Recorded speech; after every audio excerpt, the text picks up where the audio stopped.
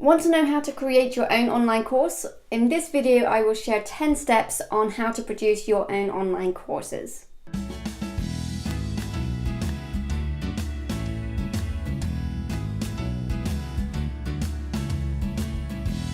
Hi, Demelza Marie here with Creative Online Courses. Now on this channel, I guide you through tips and tutorials to crush it with visual media and produce your online courses like a boss. I also share behind the scenes vlog of what it's like to be a mom entrepreneur, so if you are new here, please consider subscribing. Now in my previous video, which you can view here if you haven't had a chance to see it yet, I share some reasons why producing your online course might or might not be a good fit for you. Now, if you came to the conclusion that it is the right thing for you to do next, then you obviously need to have a plan on how to move forward. So here are 10 things you need to do next in sequential order. The first thing you need to do, of course, is to choose a topic. Now, you may already have something in mind, which is great, but if you're not quite sure where to go with that, think about your hobbies, things you enjoy doing. It could be a professional skill that you have.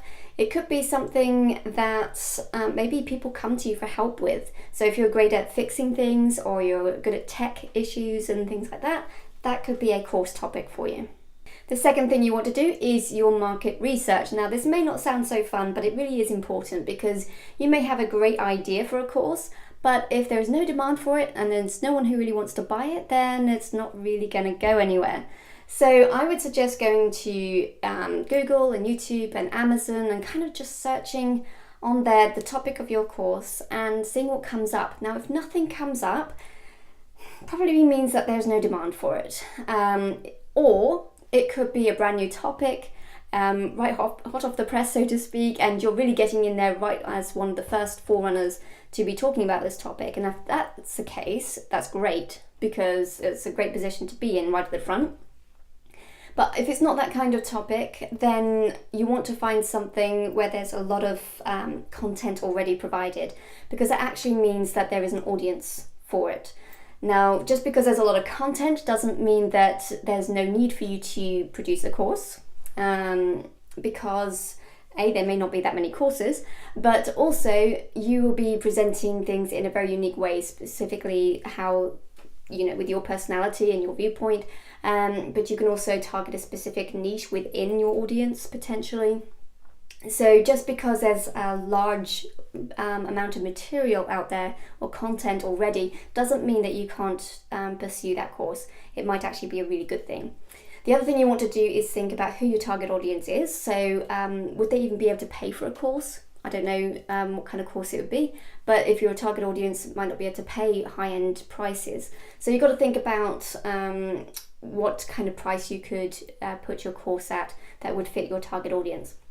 You also can engage with your audience on social media. So whether you're on Facebook or Twitter or forums, look at what questions. What are they asking? What are they finding difficult? And you can ask these questions yourself. You can ask them and find out what they are having a hard time with regards to your topic, and then that will give you some material for how to guide you as you produce your course.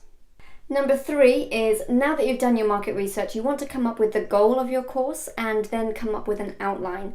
And when it comes to an outline, you want to think of modules and lessons. So for example, a heading with sub-headings, or as another example, I could do a lesson on video lighting. That would be the overall. And then under that, I could talk about natural light, I could talk about artificial light, I could talk about equipment. So all these would be extra lessons within that module. So come up with your course outline, and then you want to also, first of all, consider that you don't want to teach everything when you come up with your course, because that would just be too overwhelming for your student. So think about very specifically, what is your goal with this particular course, and anything that doesn't fit in with that particular goal, keep it out. So even though you may know a lot more, you want to keep it very focused for your students so that they don't get too overwhelmed with it, because you want them to finish the course. Now the other thing you want to do, or you don't have to do it, but it's definitely worthwhile doing, is to test the course idea. And you can do this by doing a live lesson. You could do it online, or you could do it live in person, and teach the material and see what people say, and that they can give you feedback on how you're presenting it. They could give you feedback on whether you included material that you didn't need. And they may also say that they didn't feel like you covered some things that they wish you had covered. And again, that can help you develop the course. And the other thing you can also do is pre-sell the course. So again, you can say on social media and to your audience that you are going to be producing this course. It will be ready in a month's time or whatever. And the price now, if you buy it as before it's launched, will be at a discounted price. So you can offer it now and see if people buy it. Now, if there's people buying it, again, you know that the course is going to be popular. Number 4 is that you want to consider how you're going to deliver the content of your course.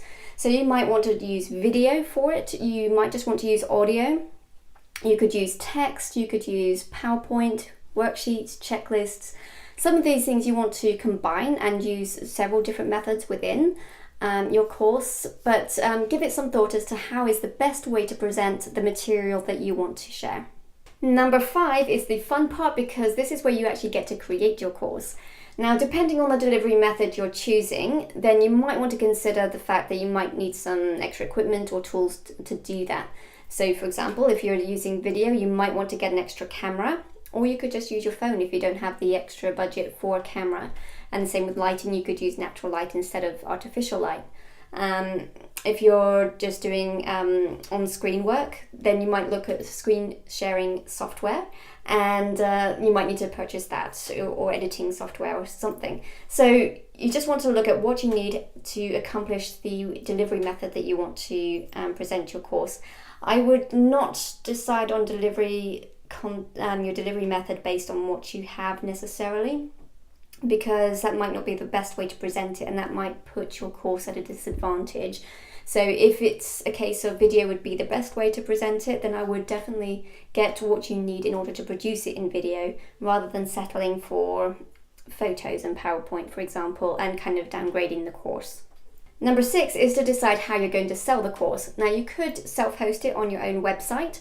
You could use a platform like Udemy, which is where they actually do a lot of the marketing for you and drive the traffic to your course, so that you don't have to worry too much about marketing. But then anything that they drive to your course, they take a cut out of that. So you just have to bear that in mind. Another way to do it is to use a course platform like Thinkific or Teachable or something like that, where you put the course up on that platform. They don't drive any traffic to it. So basically you have to make sure that you are marketing the course and getting the course out there. But then of course you get to keep pretty much all the revenue. So you just need to think about what is the best way that works for you. Number 7 is to upload your course, which is a pretty simple thing to do. You just upload the course to whichever platform you're going to use. Number 8 is, now that you've got your course online, you want people to find it. So you need to market it, and unless marketing is your skill, I would invest in some training if you can. So I'm listing in the description below some people I would recommend following that will help you with your marketing strategy. And the other thing I would also recommend is engaging with your target audience. So even before they become customers, start nurturing relationships, helping people answering their questions and that kind of thing. You don't want to be spammy and saying, here, try my course and that kind of thing. But do it in a natural way where you know that you're helping that person. And then when people buy your course, you want to keep that relationship going. So keep nurturing those relationships, so that if you ever produce another course, then they are more likely to buy from you, because they already know who you are and they already know what kind of content that you can provide. Number 9 is to update your course as needed. Now, some of you will have evergreen content, which basically means that it's not going to change. So it's the same 10 years ago as it will be 10 years from now. And that's a great course to have, because that's really easy. You don't really have to update it unless it looks dated from the way that you presented it, in which case you can just update that way. But for others whose field keeps changing regularly, for example, digital marketing, there's new platforms coming out, there's different algorithms that is being rolled out on those platforms. So there's a lot of change going on within digital marketing, so you need to keep on the ball with that and keep providing the latest content for your students. So depending on the type of course content that you are providing, you will need to update it either not very often or very regularly. Number 10 is to consider making more courses. Now you may be thinking making one course is plenty enough at this point, and it is true. There's a lot of work that goes into that, but actually making more courses, there's not as much work involved because you've already put the work into the first one. So these extra courses can basically piggyback on the first course that you do. So for example, if you have your initial course, you offer an upsell or a downsell. Now by that mean you could offer a course which is a cheaper price, maybe something which is more simple or not quite as complex or whatever, and offer a cheaper course that is related to the initial course that the same customers would be interested in. You could also offer an upsell, so you can offer them a higher end course. So if they're interested in this, you can say, oh, well, you might actually be interested in this higher technical course as well, for example. Or you could offer coaching or mentorship or mastermind group or something along those lines, and you can use those as upsells as well. This all brings in extra revenue, which is great for your business, and it also just offers more for your student as well. So there's a lot of pluses to actually not just stopping with one course, but keeping going and seeing what else you can offer to your students as well. So my question for you is, which of these steps do you think is the hardest, and which one do you think you would find most challenging and need help with? Please let me know in the comment section below, because knowing this will help me know which content is going to be most beneficial for you as I produce more videos. Thank you for watching this video. If you would like more tips and tutorials on visual media or building your online business, or just seeing what it's like behind the scenes of a mum building a business, then please hit the like button, subscribe, and we will talk soon.